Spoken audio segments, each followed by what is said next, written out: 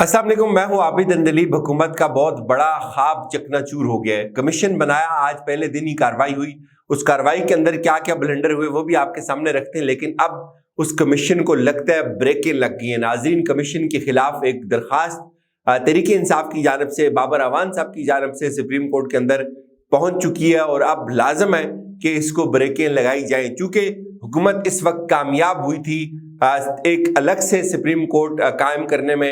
उमर अता बंदयाल साहब के मुकाबले में एक नई अदालत कायम करने में इस हद तक हुकूमत जरूर कामयाब हुई। आज पहले दिन की उनकी कार्रवाई भी हुई, और ये गैर कानूनी कार्रवाई इसलिए है कि कोई भी जो जज है वो सुप्रीम कोर्ट के जो चीफ जस्टिस हैं उनकी मर्जी के बगैर किसी कमीशन को हेड नहीं कर सकता। और भी बहुत सारे आगे चलकर इसमें जो सुकुम आज सामने आए वो आपके सामने रखेंगे।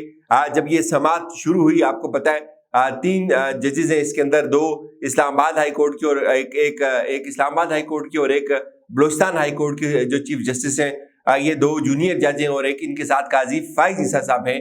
और कमरा नंबर 7 के अंदर आज ये कमीशन जो है वो ये बैठा। इसने पहले दिन की कार्रवाई की। कार्रवाई का अहवाल कुछ यूं है कि जब ये कमीशन की का इजलास शुरू हुआ तो अटॉर्नी जनरल भी वहां पेश हुए। उन्होंने इस कमीशन के जो रूल और जो प्रोसीजर है, जो उनका रूल्स ऑफ बिजनेस है, वो पढ़कर सुनाया कि किस कानून के तहत उन्होंने पूछा था कि ये किस कानून के तहत ये कमीशन बनाया है।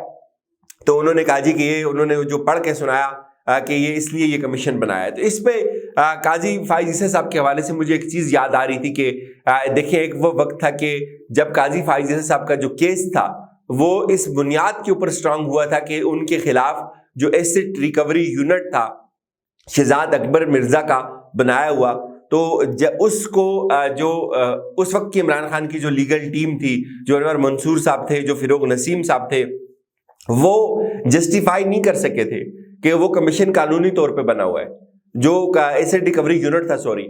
तो इस बुनियाद के ऊपर वो केस उड़ा दिया गया था कि काजी फाइज ईसा साहब के खिलाफ जितनी भी शवाहिद इकट्ठे किए गए, जितने भी डेटा इकट्ठा किया गया है, वो सारा गैर कानूनी तरीके से इकट्ठा किया गया है। लिहाजा उस कमीशन जो एसेट रिकवरी यूनिट है वो खुद लिहाजा इलीगल है, तो वो उसका कोई भी काम कानूनी तसव्वुर नहीं हो सकता। तो ये एक बड़ी बुनियाद थी। तो अब उस वक्त भी यही तसव्वुर था कि इसके ऊपर जो इंडिपेंडेंस ऑफ जुडिशरी या अदलिया की आज़ादी के ऊपर हर्फ आएगा, लिहाजा इस मामले को जो है वो रफा दफा कर दिया जाए। तो वो मामला वहां रुक गया था। लेकिन आज एग्जैक्टली वही हुआ कि जब उनसे पूछा गया कि किन कंडीशंस के ऊपर बनाया, तो अटॉर्नी जनरल ने बताया कि ये जो कमीशन है, फाइज ईसा साहब ने कहा जी कानून बताए। उन्होंने कहा जी कि 2016 का जो एक एक्ट है उसके तहत ये कमीशन बनाया। तो इस पे उन्होंने कहा जी कि इस कमीशन को बड़ा इख्तियार होगा, जो एक तरह की जो फौजदारी अदालत है, ये उस तरह के मुकदमात को भी टेकअप कर सकता है। ये एक ऐसी टीम बना सकता है जो फौरन किसी मुल्क में भी अगर जाना चाहे तो जा सकती है। इतना पावरफुल कमीशन होगा ये। तो मुझे एक चीज़ याद आ रही थी कि यही हुकूमत 6 माह हो गए अरशद शरीफ साहब की शहादत को, आज तक कोई कमीशन इस तरह का नहीं बना, इतनी पावरफुल और इतनी फुर्तियाँ उसमें नहीं दिखाई गई, इस तरह से उसको सुप्रीम कोर्ट का कमरा नहीं मिला। और ये सब कुछ वहां क्यों नहीं हुआ? यहाँ तो ये कह रहे हैं कि इतना पावरफुल ये कमीशन होगा कि ये बाहर भी जा सकता है। और फिर इसके TORs थे, वो भी कहा कि ये खुली अदालत के अंदर अपना काम करेगा। काजी साहब ने कहा जी कि हम सबको सुनेंगे, बड़ी इज्जत से बुलाएंगे। और इस पे उन्होंने AG साहब से भी पूछा कि क्या आपको कोई एतराज है कि हम इसको खुली अदालत में रखें? उन्होंने कहा नहीं जी, हमें तो कोई एतराज नहीं है। फिर उन्होंने ये भी कहा कि अगर कोई खाली कमरा अदालत हमें नहीं मिलेगा तो कमरा नंबर 2 में जो उनका अपना कोर्ट रूम है उसमें इसकी जो समाअत है वो आगे चलेगी। फिर इस पे यहाँ जो है ना एक बड़ा ब्लंडर था।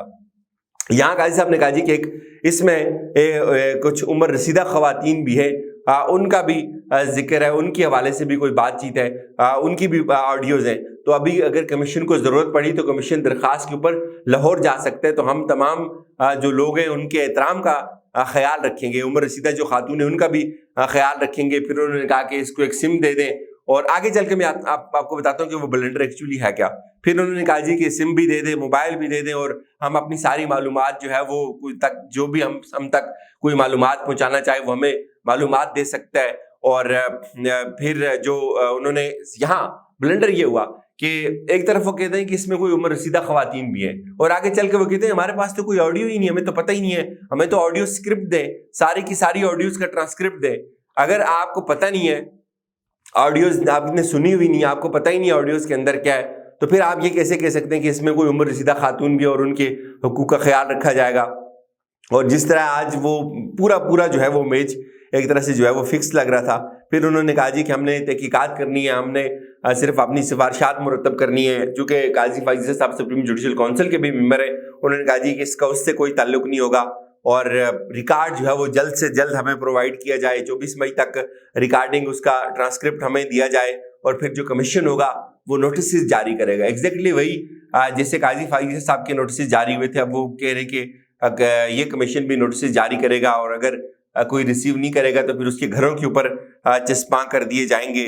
اور پھر انہوں نے کہا کہ معلومات جو ہے وہ ہمیں دی جائیں گی, اس طرح تمام تر جو معلومات ہیں ہمیں ٹرانسکرپٹ کی صورت میں دی جائیں, اور اس کی 4 کاپیاں کی جائیں, اور یہ کسی جج کے خلاف نہیں ہے. ہمارے سامنے جو بھی آئے گا اس کا ویریفائڈ نمبر ہوگا, اس کا پوری ڈیٹیلز ہوں گی, یہ کمیشن اپنی کارروائی کو اپلوڈ بھی کرے گا, اور ساری چیزیں اس کے اندر انہوں نے آج بیان کی کہ ہمارا جو بھی یہاں آئے گا اور وہ اپنا پوری تصدیق کے ساتھ اپنی گواہی ریکارڈ کرے گا, اور ای میل ایڈریس بھی بنے گا, اور پھر یہ جو کمیشن ہے یہ اپنی سفارشات مرتب کرے گا, اور اس کی جو کارروائی ہوگی وہ پبلک ہوگی, جو کہ مجھے بڑی زبردست بات لگی. لیکن اب پتہ نہیں وہ چل سکتا ہے یہ کمیشن, آگے نہیں چل سکتا. پھر انہوں نے یہ بھی یہاں اس بات کی بھی, اس چیز کے بھی اوپر زور دیا گیا کہ اگر کوئی آڈیو, سپوز اگر کوئی بندہ یہ کہتا ہے کہ میری یہ آڈیو نہیں ہے تو اس کے لیے کیا ہوگا. تو انہوں نے کہا جی کہ جو فورینسک لیب ہے پنجاب کی, اس کا نمائندہ بھی اس کورٹ روم کے اندر ہوگا, تو وہاں سے اس کی تصدیق ہو جائے گی. تو ابھی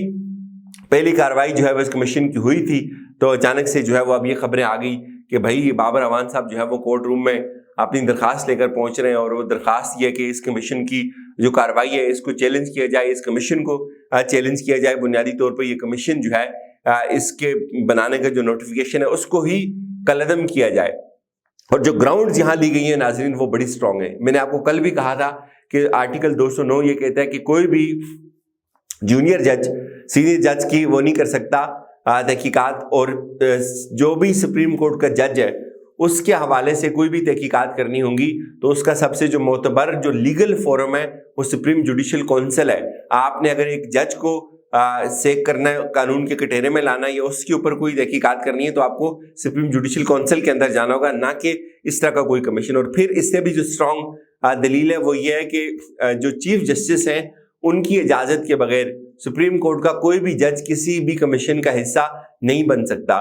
تو یہ جو کمیشن ہے اس میں گو کہ اس کمیشن کے اندر آج یہ بات بھی ہوئی کہ اگر اس میں کوئی تیسرا فریق متاثر ہوتا ہے وہ بھی اس کمیشن سے رجوع کر سکتا ہے. لیکن آج جو یہ درخواست ہے اس میں واضح کر دیا گیا ہے کہ چیف جسٹس کی منظوری کے بغیر, ان کی اجازت کے بغیر کمیشن کام نہیں کر سکتا. اور یہ اس وقت جو تصادم ہے میرے خیال میں وہ عروج کے اوپر ہے کہ سپریم کورٹ کے اندر ایک پیرالل عدالت لگ گئی, کمیشن نے کارروائی بھی کر دی, باقی ججز بھی اپنے کورٹس کو, اپنے کیسز کو چھوڑ کے آگے اس کمیشن کا حصہ بن گئے, اور آگے بھی جس طرح سے اس کو لے کے چلتے ہیں. لیکن اب معاملہ مزید گمبھیر ہو گیا ہے, مزید خطرناک ہو گیا ہے. اب ایک طرف عمر عطا بندیال صاحب ہیں, ایک طرف قاضی فائز صاحب ہیں. تو کیا عمر عطا بندیال صاحب اس تصادم کو, مجھے یہ تصادم لگتا ہے, ایک ٹکراؤ لگتا ہے, روکنے سے بچانے کے لیے اس درخواست کو جو ہے وہ ایکسیپٹ کریں گے, اس کمیشن کو بریکیں لگیں گی؟ مجھے یہ لگتا ہے کہ ایسا ہو جائے گا. اجازت دیجیے, اپنا خیال رکھیے گا. خدا حافظ.